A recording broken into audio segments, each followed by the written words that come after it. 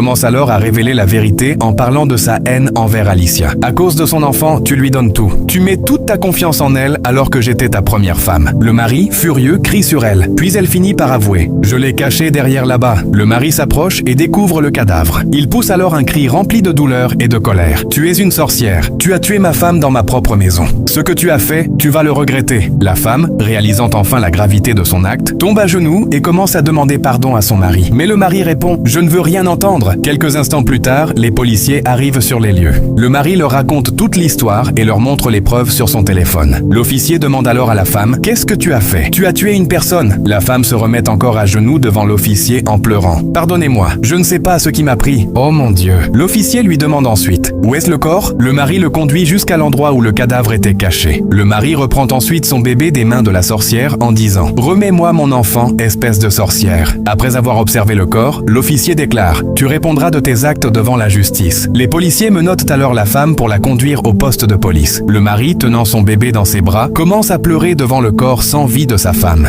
Apprenez à contrôler votre jalousie et vos émotions avant qu'elles ne vous détruisent vous-même. Dans un foyer, le dialogue, le respect et la patience sont plus forts que la haine. Et surtout, souvenez-vous que chaque acte finit toujours par avoir des conséquences, devant les hommes et devant Dieu.